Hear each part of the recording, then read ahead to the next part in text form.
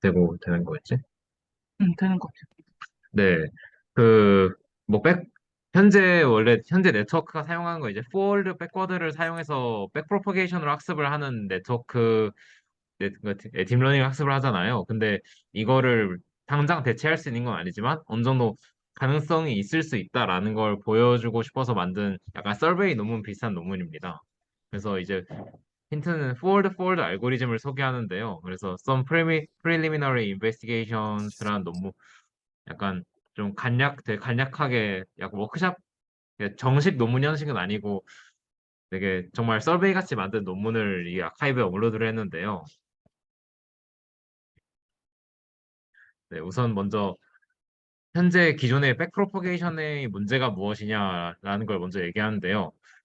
실제 이제 대뇌 피질이 어떻게 정보를 배우는지를 고려했을 때 이제 실제로 현재 딥러닝이 사용하고 있는 백프로퍼게이션이 되게 임플러시블하다라고 얘기를 합니다. 왜냐면 얘네들이 이제 실제 뉴런이 학습하는 방식과 유사하지 않다는 건데요. 실제로 뭐 이제 대뇌 피질이 이제 뭐 정보를 배울 때 얘네가 실제로 그런 실제 이상적인 정답과 이 에러를 비교해서 그거에 대한 뭐 미분값을 흘려준다거나 뭐 그런 거에 대한 증거가 전혀 없다. 예, 그이 백워드 패스로 그런 걸 넘겨준다는 그 근거가 전혀 없다는 것이죠. 그리고 실제로 이게 신경망이 동작하는 방식이 이제 그, 예, 이, 그 탑다운, 그러니까 저희가 여기 시신경을 예로 들고 있는데요. 이게 시신경에서 대뇌로 이거 정보를 전달하고 나서 이걸 다시 시신경으로 정보를 전달할 때 쓰는 패스가, 잠시만요.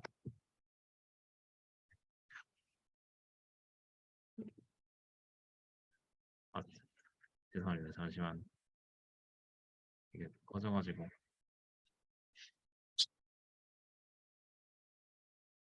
뭐 화면 다시 보이시나요? 네, 잘 보입니다. 아, 되고 있네, 되고. 실제 시신경이 동작하는 방식과 다르다는 건데요.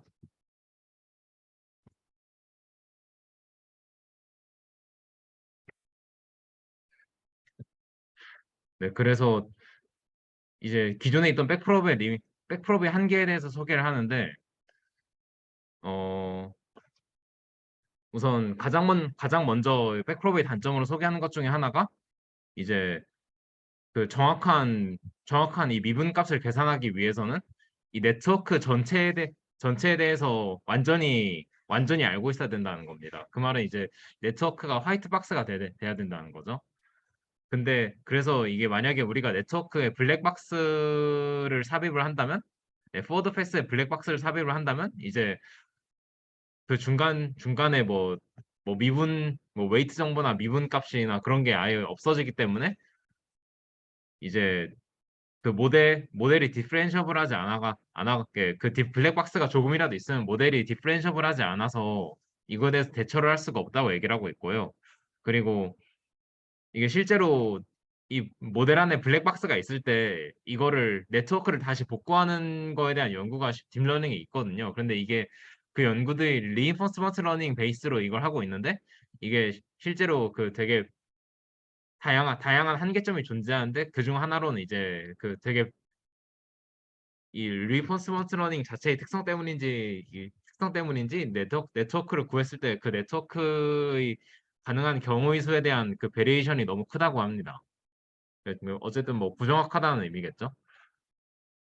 그리고 어, 또 하나의 큰 단점으로 얘기하는 거는 이제 실제 이제 네트워크가 돌아갈 때를 생각해 보면 이게 저희 뇌는 항상 저희가 사용도 항상 하고 있지만 학습도 항상 하고 있잖아요. 그래서 이게 인퍼런스를 하면서 동시에 이 리얼타임으로 할 수 있어야 되는데 근데 저희가 만약에 저희가 기존에 백프롭을 쓰던 네트워크를 가지고 이거를 한다면 이게 인퍼런스를 할 수 없고 이걸 한번 인퍼런스 한 다음에 그 정보를 학습하기 위해서 다시 백프롭을 해야 되는데 그 백프롭을 하는 동안은 또 그 네트워크를 인퍼런스를 할 수가 없잖아요. 그래서 배우는 것과 그 디플로이 하는 거를 동시에 할 수 없다는 거를 큰 단점으로 얘기하고 있습니다. 그래서 이제 여기서 논문에서 소개하려고 하는 포워드 알고리즘을 사용한다면 어떻게 될까에 대해 얘기를 하는데요. 어, 기존에 앞에서 말했던 그 블랙박스 같은 그런 unknown nonlinearity가 있을 때 이제 reinforcement learning에 의존하지 않아도 된다고 합니다. 왜냐면 포워드 알고리즘은 그 앞에 특정 블랙박스가 이 특성은 나중에 뭐 소개해 드리겠지만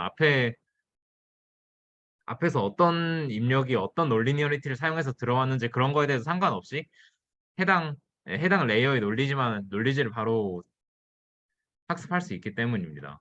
그리고 또한 얘는 백워드를 사용하지 않기 때문에 어 그냥 앞 레이어의 정보가 이제 그냥 앞 레이어에서 인풋으로 들어온 정보가 이제 뒷레이어로 포워딩 됐을 때 이제 앞 레이어에서 뭐 이전의 정보를 뭐 킵하거나 먼저 말씀드려야 될 게 이게 백 프로파게이션 할 때는 이거 나중에 다시 백워드를 할 때 그래드를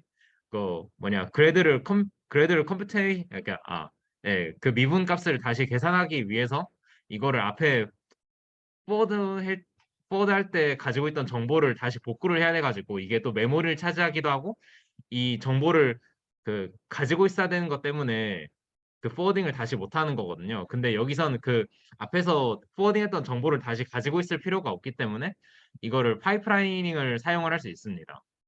그래서 앞 레이어에서 들어왔던 정보가 뒷 레이어로 넘어가면 이제 앞 레이어가 할 일이 없기 때문에 또 다른 정보를 다시 인풋해서 인풋을 받을 수 있는 거죠. 근데 뭐 또한 이 논문에서 제안하는 그 포워드 알고리즘의 한계점으로 얘기하고 있는 거는 이제 우선 당장은 백프로포게이션보다 느리다는 것과 그리고 어 그 몇 개의 토익 프로블럼을 보여주는데 그 토익 프로블럼에서 그 제너럴라이제이션 퍼포먼스가 좀 안 좋다는 것들이 있고요. 그래서 이제 포워드 알고리즘을 소개하고자 하는데요. 예, 여기서는 replace the forward and backward path of backpropagation by two forward pass라고 하는데요. 이제 기존 네트워크는 forward를 하고 나서 backward를 한다면 여기는 forward를 두 번을 하는데요. 이거를 이 forward 이게 똑같은 패스로 forward를 두 번을 하는데 그거를 하나에 대해서는 한 가지 forward 패스는 리얼 데이터에 대해서 forward 하는 것이고 이 리얼 데이터를 가지고는 이제 그 저희가 로스 펑션으로 사용하듯이 얘는 이쪽에서 사용하는 걸 이 굿니스라고 하는데요. 이 굿니스는 아래 펑션으로 이제 정의가 되고 이 리얼 데이터에 대해서는 이 웨이트들이 그 굿니스를 인크리즈 하도록 학습이 되고 그 네거티브 패스에서는 이게 리얼 데이터가 아닌 그러니까 포지티브 데이터가 아닌 이제 네거티브 데이터를 가지고 학습을 하는데요. 이제 이 네거티브 데이터를 인풋으로 받았을 때는 이 네트워크가 굿니스를 디크리즈 하도록 학습을 하고요. 그리고 네. 이게 아래 볼 수 있는 식이 이제 포지티브를 가정했을 때 포지티브 데이터를 가정했을 때 이 굿니스 펑션인데 이 세타가 그 네트워크에서 자체로 정하는 스레시홀드 값이거든요. 그래서 이 학습의 목적은 이제 포지티브 데이터들이 이 스레시홀드 밸류보다 충분히 위에 있도록 하는 건데 여기서 있는 이제 이 y가 이제 그 히든 뉴런에서의 액티비티의 값이고 이제 이거의 그 제곱해서 스레시홀드 밸류만큼 뺀 값에다가 이 액티베이션을 취한 값이 굿니스로 정의가 되고요. 그리고 여기서는 네트워크에서 이 액티베이션 값으로 렐루를 쓰고 있다고 얘기하고 있습니다.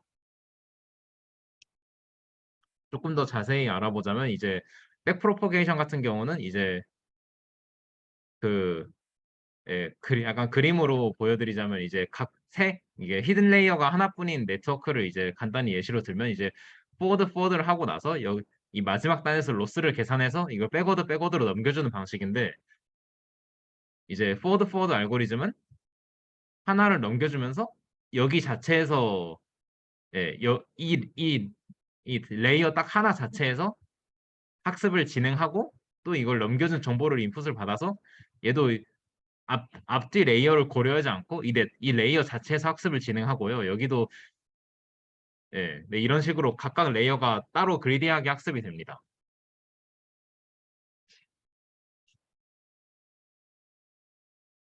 음, 네, 이거를 간단히 그냥 코드가 사실 이게 논문 내용을 보면 되게 상당히 많은 내용이 많이 축약되어 있고 정보가 되게 적은데요. 그래서 누가 이거를 그 해석해서 핀튼이 직접 올린 건 아니고 누가 이걸 해석해서 만든 코드가 있더라고요. 그래서 이 코드를 차라리 보는 게 좀 더 편할 수 있을 것 같아가지고 이걸 소개해 드리자면 네, 이제 그 왼쪽이 그냥 모델의 큰 구조라고 할 수 있는데 이 레이어 클래스들을 스택을 해가지고 이걸 네트워크를 만드는데 이 레이어는 뭐 기본적으로는 MLP로 이루어져 있는데요. 이제 모든 레이어마다 그 포워딩에서 나오는 이 마지막 값의 그 y 값 있잖아요. 아까 여기서 봤던 그 y 값을 제곱해가지고 이거를 굿니스로 정의하고 이 굿니스를 모두 다 맞아. 아, 저희가 쓰는 그 백프로포게이션 기반의 네트워크하고 다른 점 중에 하나는 이제 또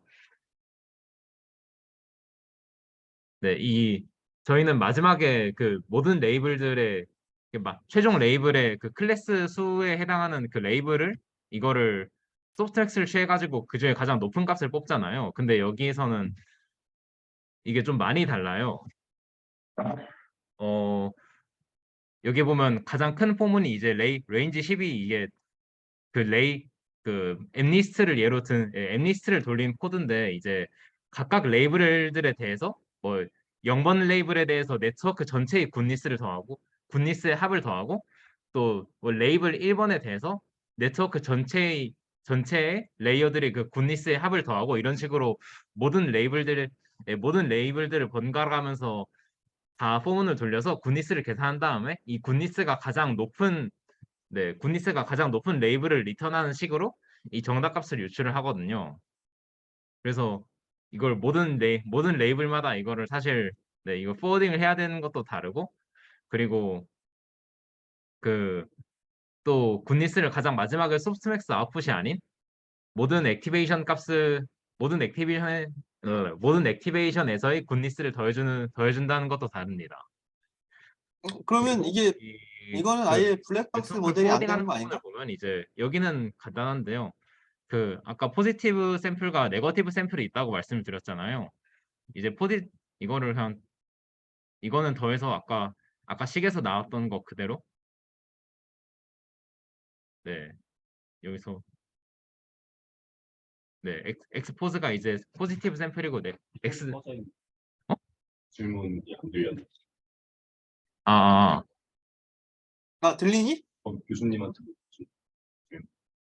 마이크 노트북 소리.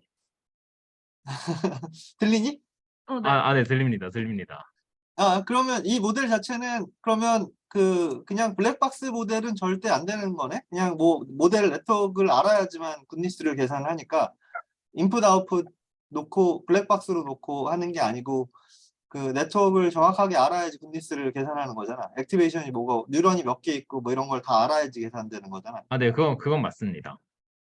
근데 아까 블랙박스로 가능하다고 한 거는 이제 예를 들어 네트워크가 뭐 5레이어가 있는데 뭐 두 번째 레이어가 블랙박스다라고 해도 이제 두 번째 레이어의 아, 예, 두 번째 예를 들어서 이제 저희가 백프로브하고 비교를 해보면요. 백프로포게이션 하는 레이어는 이제 5개의 레이어가 있다고 했을 때 이제 세 번째 레이어가 블랙박스라면 이제 포워딩은 끝까지 되더라도 이제 세 번째 레이어에서 세 번째 레이어의 정보를 모르기 때문에 첫 번째, 두 번째 레이어에서 백워드 할 때 그 그레디언트를 받을 수가 없잖아요.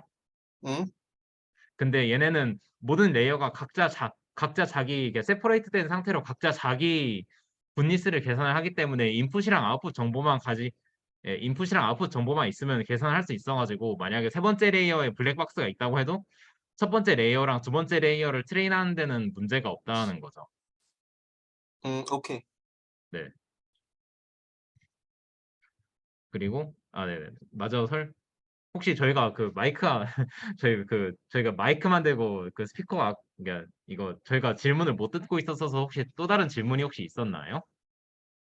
저희가 못 듣고 넘겼을 수도 있어가지고 네, 없었으면 없었습니다. 네, 그러면 계속 설명하겠습니다. 네, 이 포지티브 샘플과 네거티브 샘플에 대해서 아까 얘기한 것 같이 굿니스를 계산을 해주고 여기서 이제 여기가 네트워크 포워드 부분인데 여기에서 뭐 그러니까 MLP 계산이랑 똑같은데요. 여기에서 네, 네트워크는 뭐 포지티브 샘플이든 네거티브 샘플이든 뭐 같은 네트워크를 쉐어를 해서 사용을 하고요.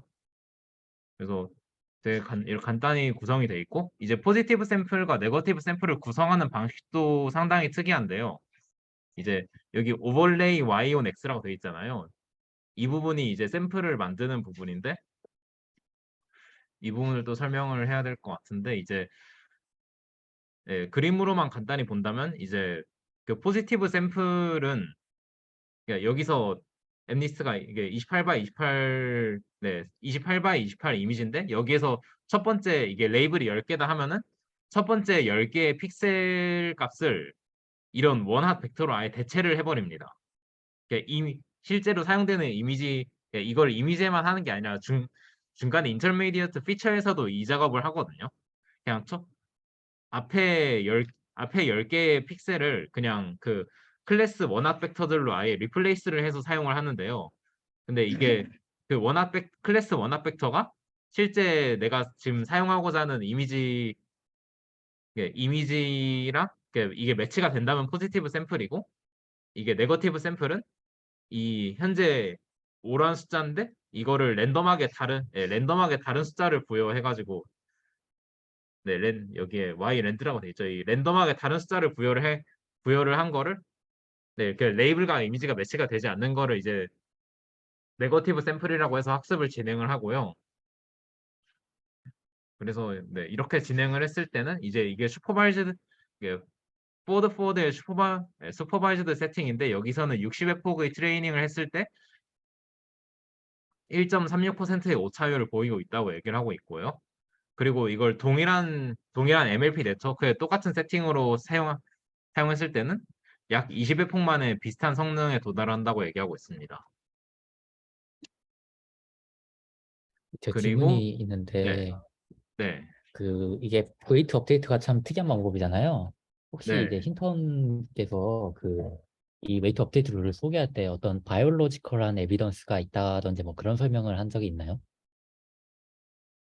페이퍼에서는 다 바이올로지컬하게 설명을 하고 있습니다. 네, 이제 아, 되게 문장을 이렇게 길게 써가지고 어떤 점이 비슷하다, 어떤 점이 비슷하다 얘기를 하고 있는데요. 아까 음, 사실 이 부분이 어,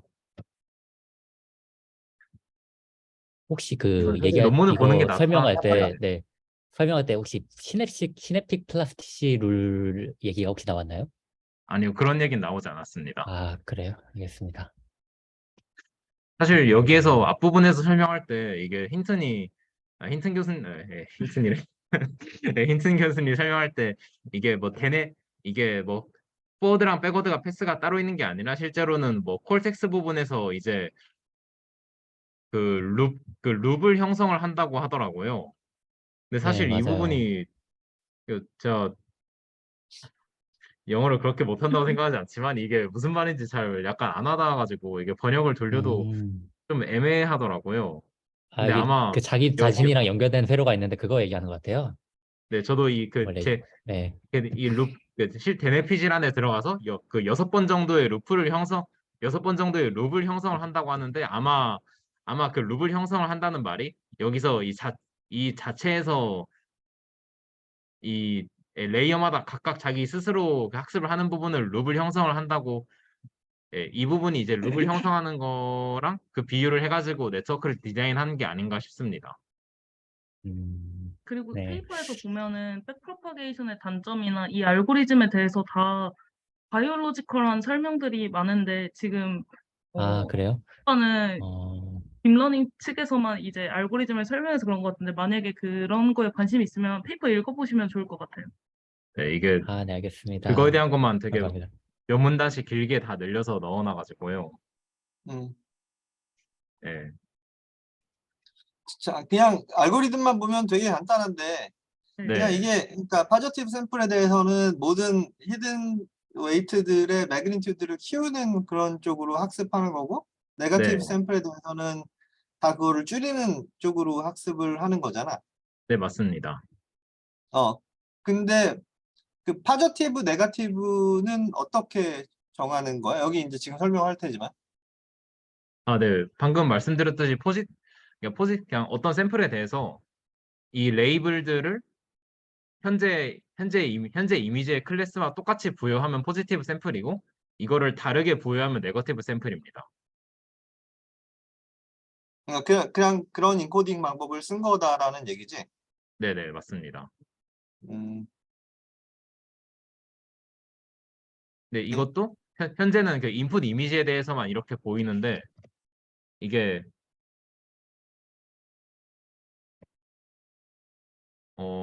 네, 이거를 인터미디어트 피처에 대해서도 이걸 똑같이 부여하는 걸로 알고 있습니다. 그리고 근데 이것도 포지티브, 네거티브를 형성하는 방법도 여기선 단순히 레이블만 다르게 부여했지만 지금 방금까지 설명하던 건 이제 슈퍼바이즈드 세팅이고 뒤에 또 언슈퍼바이즈드 세팅도 있는데 여기선 또 다른 방식으로 부여를 하거든요.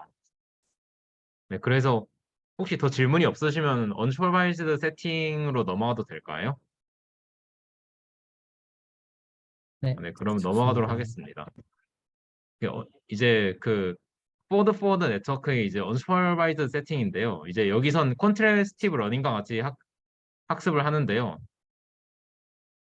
네, 뭐 기존에 그냥 언슈퍼바이즈드 컨트레스티브 러닝 하는 것처럼 그냥 우선 피처를 다 학습을 하고 나서 리니어 프로빙을 통해서 레이블을 매칭을 시키는데 여기서는 포지티브 샘플은 이제 저희가 기존에 알고 있던 레이블을 붙이는 거 아니고 이제 포지티브 샘플은 그냥 원래 리얼 이미지를 사용을 하는데 이제 네거티브 샘플을 만들 때 이런 랜덤한 홀들이 존재하는 그 마스킹을 통해서 그 두 개의 의미의 이미지를 같이 합성을 해가지고 이렇게 사용을 한다고 하고 있습니다. 근데 이 부분에 대해서는 왜 이런 마스킹을 하는지, 이런 식으로 네거티브 샘플을 만드는지, 뭐 왜 이런 마스킹을 하는지에 대한 딱히 인투이션이 궁금했었는데 그거에 대한 설명은 따로 없더라고요. 다만 이 마스크를 만드는 방식이 저희가 이게 상당히 휴리스틱 해가지고 따로 소개하진 않았는데 궁금하신 분들은 읽어보셔도 될 것 같습니다. 이게 그래서 엠니스트 데이터에 대해서만 이렇게 엠니스트 데이터 숫자니까 특성을 네, 살려서 이렇게 한 거 아닌가? 그러니까 그 스트로크이 이렇게 쓸 때 스트로크이 보통 뭐 숫자 같은 건 하나잖아 다. 1, 2, 3, 4, 5, 6, 네, 7, 8, 9 다. 네, 스트로크이 하나니까 다 연결된 컴포넌트가 있고 그 다음에 랜덤 홀들이 막 존재하는 거를 두 개를 합쳐놓으면은 두 개가 일단 끊어질 가능성이 많아서 스트로크를 보고 그냥 배우는 거가 아닐까 싶은데 아, 네, 그러니까 네, 스트로크이 두 개로 끊어지는 걸 바라고. 네, 맞는 것 같습니다. 사실, 그래서 저도 이게 엠니스트에 대해서는 이런 식으로 해도 되는데, 사실 엠니스트가 아닌 다른 데이터셋에 대해서는 이렇게 언슈퍼바이즈드로 이렇게 할 수 있을까에 대한 궁금증이 생기긴 하더라고요. 이게, 네, 네, 네, 교수님 말씀이 맞는 것 같습니다. 네, 네, 이렇게, 그래서 간단한 형식으로, 네, 네거티브 샘플을 제너레이션 하고요. 그래서 사실 이제 이걸 네거티브 샘플로 이용한다는 거 말고는 이게 학습하는 방식 자체는 그냥 콘트레스티브 러닝과 똑같이 학습을 하고 그리고 이거는 또 이거에 대한 그 정확한 이유는 나오지 않았는데요. 어, 그 총 4개의 레이어를 사용해서 네트워크를 학습을 하는데 이제 뒤쪽 3개의 레이어에 그 레이어에 이제 소프트맥스를 사용해서 프리딕션을 적용한다고 하더라고요.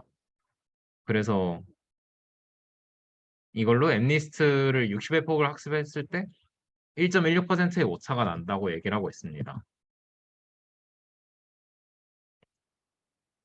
그리고 그 다음은 이제 이 포워드 포워드 모델을 이제 탑다운 모델의 탑다운 이펙트를 보여주고 싶다고 이제 또 얘기하는데요. 여기서 이제 얘기하는 것 중에 하나가 포워드는 이제 각자 앞뒤 레이어를 고려하지 않고 그냥 자기 레이어에 대해서만 인풋 아웃풋으로 학습을 진행을 하잖아요.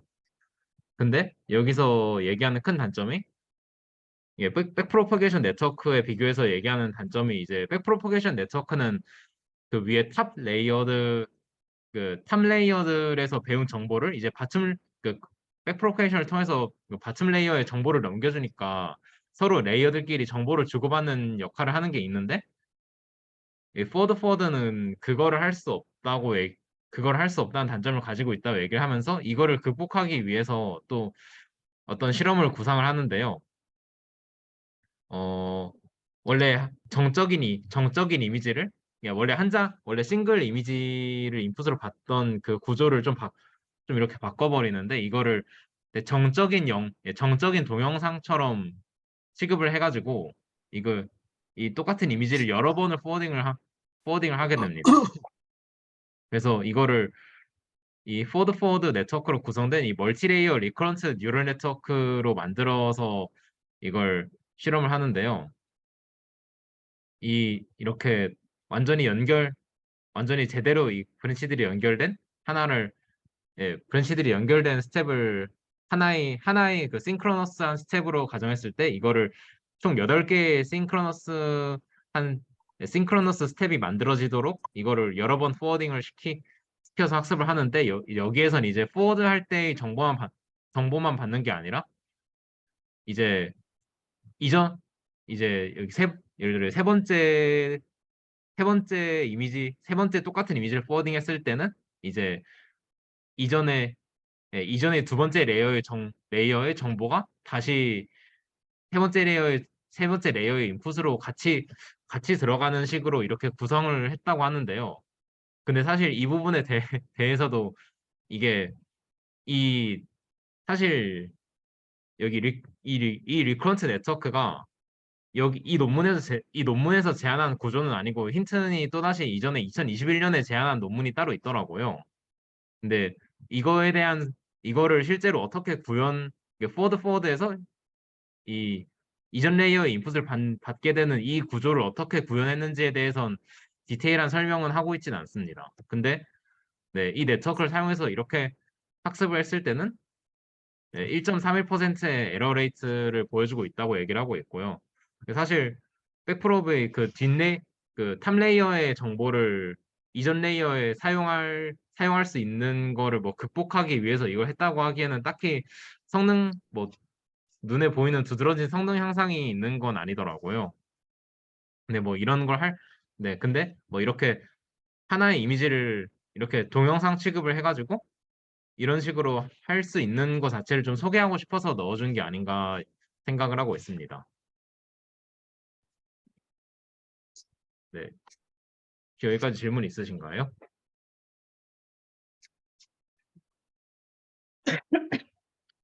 네, 그냥 간단한 실험들이어서 그럼 더 없으시면 뒷부분은 이제 예림이가 발표하도록 하겠습니다.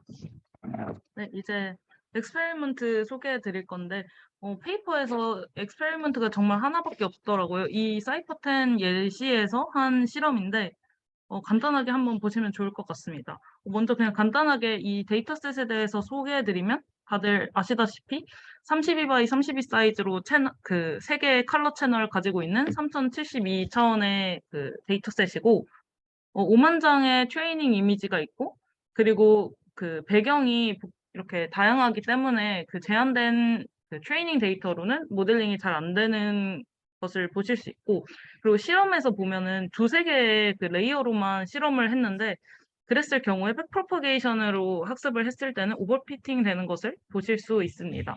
네, 그럼 실험 이제 테이블에 대해서 볼 건데, 먼저 테이블에 대해서 먼저 이 알고리즘 네트워크 세팅은 그 레이어는 두세 개만 가지고 실험을 하셨더라고요. 그리고 그 각 레이어는 3072개의 유닛을 가지고 있습니다.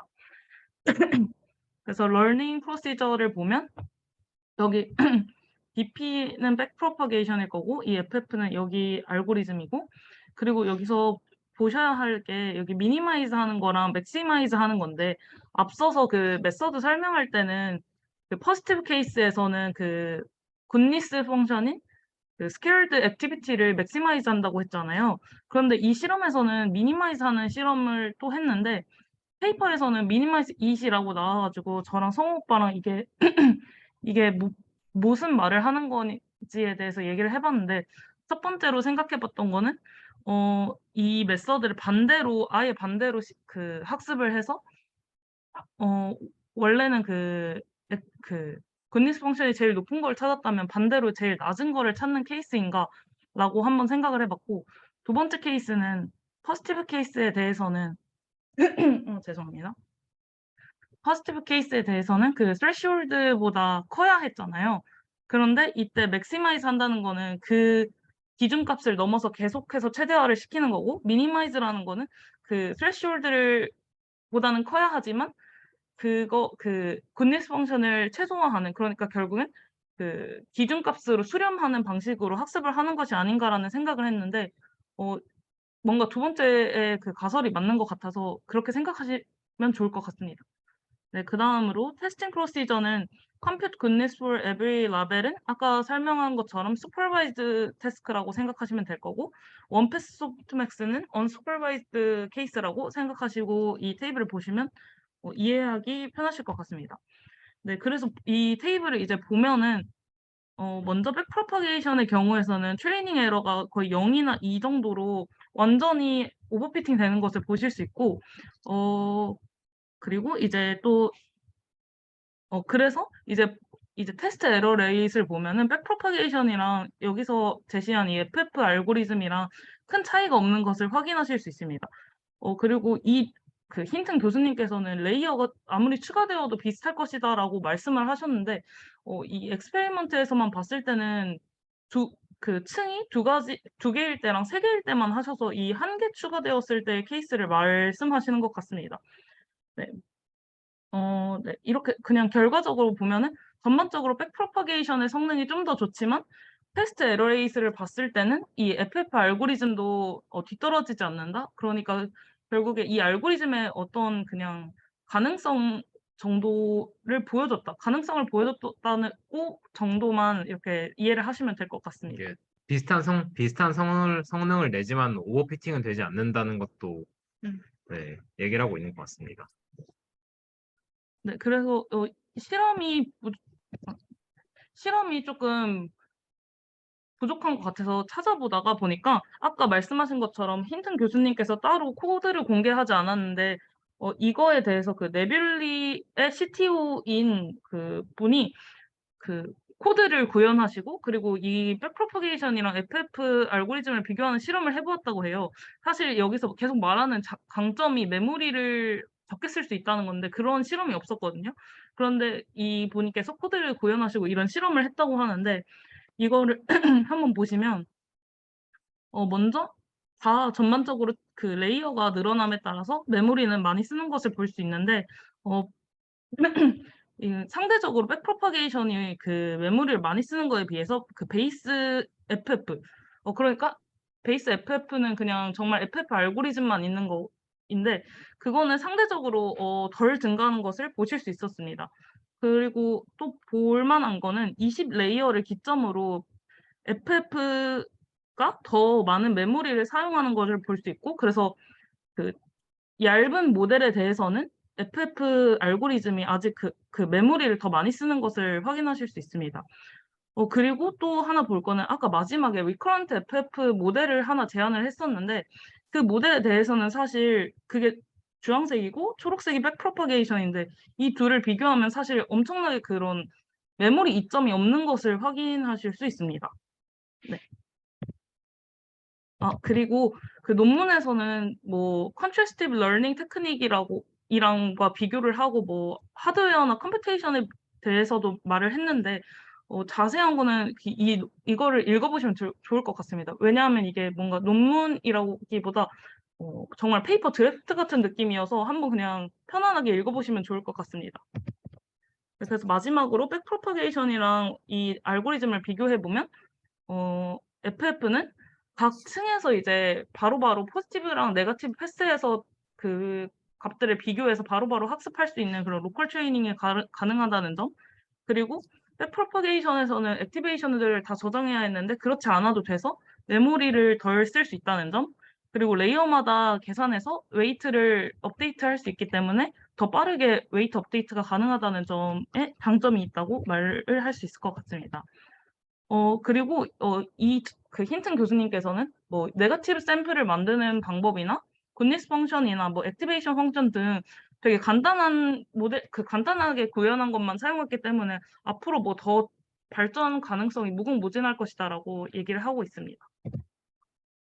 네. 그리고 아직은 백프로파게이션에 비해서 트레이닝이 느리고, 그리고 그 일반화 성능이 충분하지 않아 보여서 그 방금 말씀드린 것처럼 뭐 액티베이션 펑션이나 뭐 그 네거티브 샘플을 더 좋게 만든다는 등 그런 식으로 발전되면은 더 좋을 것 같습니다. 네, 이상으로 저희 발표 끝났는데 혹시 질문 있으실까요? 저 질문까지는 아니고 네. 그냥 한번 이야기를 해보면 어떨까 싶은 부분이 생각이 나서 말씀을 드리는데요. 일단 이 논문 같은 경우에 저도 몇 달 전에 너무 유명해서 한번 읽어봤었는데 뭔가 시작은 사람의 어떤 휴먼 러너의 시스템에 대한 어떤 추구에서 이제 모티베이트해서 시작을 했는데 뭔가 이제 발전을 하다 보니까 어쨌든 결국에 이렇게 해서 워킹하는 알고리즘을 만들어야 되다 보니까 좀 후반부에는 결국 좀 엔지니어링 초이스가 많이 들어간 그런 페이퍼였다고 개인적으로 기억을 하고 있는데 뭔가 어쨌든 진짜 이 초반 인트로덕션에서 모티베이트 했는 바처럼 우리가 정말 휴먼처럼 그러니까 사람이나 어떤 생명체처럼 어떤 인지와 동시에 피드백을 받을 수 있는 그런 약간 양방향적인 시스템을 구축을 하는 데 있어서 제일 핵심적인 요소는 제가 생각할 땐 약간 기억이라는 게 아닐까 생각을 했거든요. 그러니까 우리가 지금 뉴럴 네트워크로 모델링을 하는 거는 결국에 그러니까 포워드 과정, 기본적으로는 포워드를 하는 머신이잖아요. 그래서 어떤 걸 봤을 때 그게 뭐다 이렇게 판단할 수 있는 어떤 그런 근거가 되는 웨이트들은 정의가 되어 있지만 우리가 어떤 새로운 물체라던가 이런 거를 봤을 때 그걸 인지함과 동시에 피드백을 받을 수 있는 이유는 과거에 봤던 것과 비슷한 혹은 뭐 어떤 점에서 좀 차이가 있는 그런 다른 어떤 시각적인 이미지나 혹은 언어적인 개념들에 대한 기억이 이제 우리의 뇌에는 추가적으로 존재를 하니까 뭔가 암묵적으로 뭔가 디스턴스 러닝을 한다던가 이제 그런 방식으로 해서 그 레프레젠테이션들이 조금씩 조정이 되는 게 아닐까 하고 개인적으로 좀 생각을 하는데 뉴럴 네트워크에서 실제로 뭐 NLP 쪽에서는 그래서 뭐 리트리버 오그멘티드 제너레이션이나 이렇게 해서 약간 익스터널 데이터베이스를 사용하는 연구들이 좀 많이 진행이 되고 있는 걸로 알고 있는데 뭔가 이런 데이터베이스라는 그런 어떤 근본적인 파운데이션 없이 뭔가를 보고 동시에 피드백을 받을 수 있는 그런 룹 형태의 시스템이 가능할까? 라는 거에 대해서 전 좀 회의적이었는데 뭐 발표하신 분들이나 아니면 다른 분들은 어떤 의견이 있으신지 좀 궁금했습니다. 이게 제가 생각하기에는 그냥 루프만 있어도 이게 사실은 제가 생각하기에 원래 힌트님께서 계산신경과학을 하셔가지고 이게 원래 그 헤비한 플라스티시 룰을 가진 신경 네트워크가 가진 규칙을 좀 이용하는 것처럼 보였거든요. 근데 그 규칙에서도 실제로 이제 루프만 가지고도 꽤 오래전에 있던 이전의 패턴들을 계속 기억하면서 이제 업데이트를 할 수가 있었어요. 그래가지고 아마 이것도 이게 이게 계속 온라인으로 러닝을 하다 보면은 아주 이전의 정보라도 중요했던 정보라면은 기억하는 방식으로 할 수 있지 않을까 그렇게 생각합니다. 그 관련해가지고 옛날서부터 아주 그러니까 딥러닝 나오기 훨씬 이전부터 MLP랑 뭐 경쟁하는 뭐 그 RBF 뭐 이런 거 나오기 전서부터 볼츠만 여기는 있지만 볼츠만 머신이나 아니면 뭐 헤비한 룰 뭐 이런 거 가지고 사람들이 연구를 굉장히 많이 했었거든. 이쪽 원래 네네. 연구하던 사람들이. 그런 것들이 다 이런 거고, 그다음에 또 프리딕티브 코딩이라는 것도 있어. 비슷하게 포워드 알고리즘만 이용하는 거. 네네. 그런 것도 사실 연구가 많이 됐는데, 중요한 거는 백프로퍼게이션의 성능을 아직 성능에 한참 못 미쳐가지고 아무튼 지금 연구는 많이 안 되고 있긴 한데, 어쨌든 뭐 그런 것도 있고. 한 가지 궁금한 거는 여기에서 같은 레이어들끼리 피드백은 없나 보네. 아까 저기 비디오 인코딩하고 비디오 같은 거 해가지고 리커런트 뉴럴 네트워크 쓰고 그런 게 있었는데, 그 주변에 같은 레이어의 그 뉴런들에서 피드백 받는 그런 거는 없니? 여기에서는? 같은 레이어의 다른 뉴런들을 말씀하시는 거 맞습니까? 네, 리커런트 뉴럴 네트워크 쓰면서. 네, 그거에 대해서는 네, 페이퍼에 나온 적은 없습니다. 서로 그런 거에서 다른 레이어끼리 그걸 받는 거에 대한 얘기만 있었고요. 예, 또 이게 근데 이 네트워크 자체를 이 논문에서 제안한 게 아니라 이전에 다른 논문에서 있던 구조를 가져와서 이렇게 소개한 거여가지고 어쩌면 그 논문 자체는 그런 거에 대한 설명이 있을지 없을지 네, 그 부분은 잘 모르겠네요. 그냥 아이디어 근데 자체는 되게 그냥 파저티브에 대해서는 모든 뉴런들이 다 그냥 그냥 다 높아야 된다. 뭐 그냥 그런 간단한 네, 개념이래 가지고 네, 근데 각 뉴런이 보는 게 전체 이미지가 아니라 그 뭐 11 바이 11 리셉티브 필드라 해서 각 뉴런이 보는 게 다 달라서 네, 그렇습니다. 아무튼 이게 여기서 이 네트워크가 그냥 완전히 100% 완전히 풀리 커넥티드로 된 NLP 논문을 보시면 알겠어요. 이게 보면 설명이 나오는데 완전히 풀리 커넥티드 된 MLP는 아니고요. 약간 기존의 컨볼루션보다 훨씬 더 그 커널 사이즈랑 스트라이드가 큰 네트워크로 큰 MLP로 구성이 되어 있습니다. 그래서 완전히 같은 영역을 보고 있진 않기 때문에 그거를 이 네트워크 당장에 여기 이 코드상으로 설계된 네트워크에서 그렇게 할 수 있을지는 약간 의문이긴 합니다. 서로 그 보는 영역이 달라가지고요. 네, 그 부분을 앞에 설명을 넣진 않았었는데 영역이 조금씩 다릅니다. 지금 제가 알기로는 이게 아까 언슈바이즈 세팅 같은 경우는 이제 뭐 커널 사이즈는 10이고 뭐 스트라이드는 6이고 약간 그런 식으로 돼 있거든요. 음, 네, 아마 그런 이유로 교수님 말씀하신 부분에 대해서는 이렇게 아마 뭔가를 해보지 않은 걸 수 있을 것 같습니다. 네.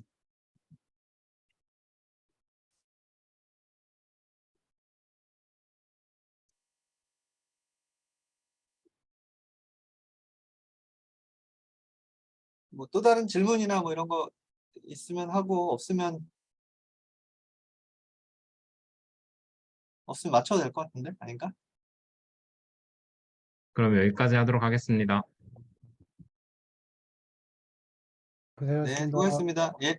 수고하셨습니다. 뭐 오늘 중지? 이거.